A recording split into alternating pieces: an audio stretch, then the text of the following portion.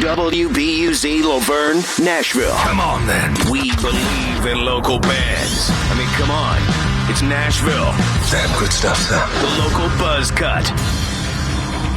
Coming at you live from the Buzz Studios, built by American Express Business, and I've got Lost Circus live in the studio. What is up, boys? Howdy. How's it going? Salutations. Good to see you guys. This is probably the most handsome this room has ever been, I have to say. By far the most handsome. I have a quote. This is you guys. This was off Chad's Facebook page. I'm totally kidding. I have a quote, though, on your guys' Instagram. I love this bio about you. So it says, Lost Circus, music from a lost era when singers' notes soared, guitarists were gunslingers, bass were punchy, and the drums were thunderous. I love that it totally describes y'all's sound. Is that truthful, or are you guys trying to be funny? Because that is spot on. I think that was a pretty good description. It's kind of a mix of everything that we all like. Yeah. And we didn't really have any rules going into this. It was like whatever we brought to the table is kind of what got thrown in the mix, and this is what came out. And kind of a longing for real music. It's refreshing to meet bands that have drummers these days in some situations. Like, you know what I mean? Yeah, see, exactly. It's not so common nowadays. I'm finding, and my favorite thing is a lot of times in the studio they say, hey man, no hi-hats. No more hi-hats. It's weird. So you guys have hi-hats. That's why I like you. No ride, though, right, Tom? No ride. Not if I have anything to say about it. Tom's not going to play the ride. How'd you guys come to be a band? Because a lot of you guys have all been in different bands. I recognize, obviously, Chad and other faces, but like, how'd this come to be Lost Circus? Well, my name is Steve. Hello, Steve. Lead singer, yeah. Hey, well, I think I started it, and then I went through some iterations of the band, and then I finally said, hey, Kenny, you want to do this thing? And he's like, yeah. Hey, Tom, you want to do this thing? Yeah. Brian jumped on board, and then we got Chad, and then here we are. Yeah, I love that. A natural way to start a band. That's how it should be. Very cool. You guys' record's coming out December 17th. This is the very first record you guys have done together? Is this lineup at least? Yes. Yeah, first album, and also this is the original lineup still. So okay, very cool. No major scandals yet. I wasn't sure. I was getting some looks like this might have been like a later iteration of the band. I love that. How was it for you guys over the last year? Whenever people couldn't play shows, you guys just spent a lot of time in the studio, I assume. We spent a lot of time rehearsing down in Murfreesboro at Riding Hour. Oh, nice. And, crafted our songs there. We all had bits and pieces of songs, and we all came into this, and we basically wrote these songs together. Nobody really had a finished song, so to speak. So everybody in this band has a huge influence on every song. I love that. Well, I think that's where our style came from too, the way we sounded, because we didn't try to sound like anything. I think it was organic. Everything just came out the way it was supposed to come out, and that's why we sound like we sound. So you're saying there was no co-writes with professional co-writers in a white-walled room? Like, no, it's all amateurs co-writing. Thank you. There's still a dry erase board present, just much different situation. I love it. Let's get into this tune right now, but before we play it, tell me about this song. She's a Fire is the name of the song. Who is she? Can we say her name on the radio? No. Absolutely not. Fair enough. I've been writing songs for a long time. I came up with the song. I was sitting in a parking lot while I was working during work hours. Oh, I shouldn't have said that. Anyway. Oh, that's right. More or less, I mean, almost everything I write is about my wife, Melissa. Right on. And you take situations where you come from. Everybody's gone through weird situations, great situations, and to make something work, in my view, there's a left, there's a right, there's an up, there's a down, and then, this came out of it. When I write, I don't think. I know that sounds weird, but I might go back and tweak something that sounds silly or stupid, but most of the time it just comes out. So as far as the lyrics go. Yeah, right on. Let's get into this. Lost Circus, She's a Fire on Nashville's Rock Station 102 on the Buzz.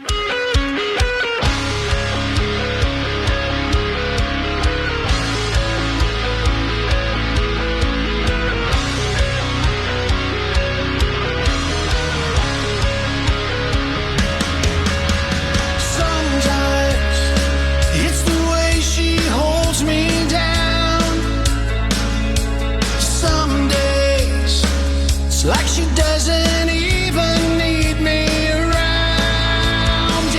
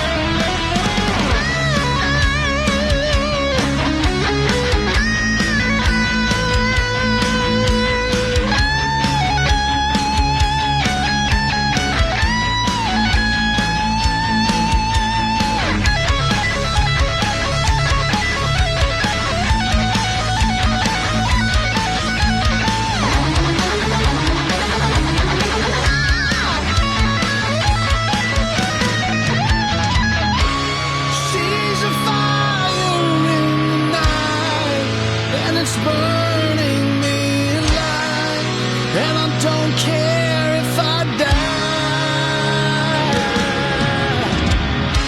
I never lose, always find the light inside the lie. She's a fire in the night.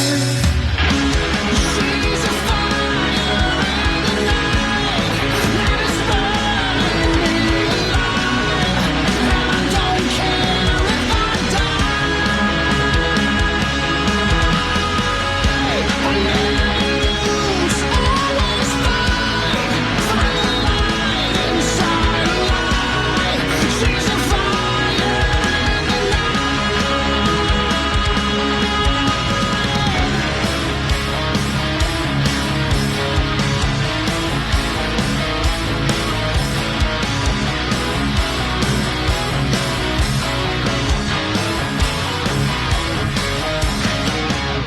So I have Lost Circus here live in the studio. If you could have one musician play, like one of your favorite musicians play on a Lost Circus song, who would it be? Dave Mustaine. Okay. He's in Nashville too. Maybe he's listening. There you go.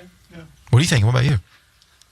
For me, probably, unfortunately, no, he can't, but Eddie Van Halen would have been my dream. Yeah, right on. We'll have some news to break to you live on the radio.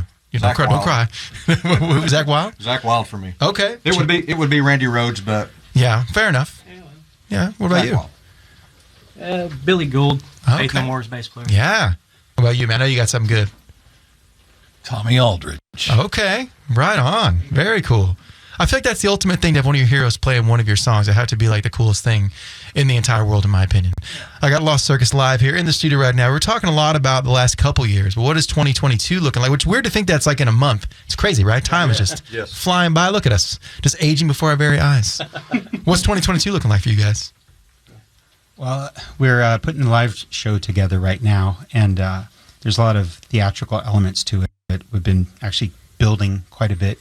We're going to incorporate some additional characters and people into the show.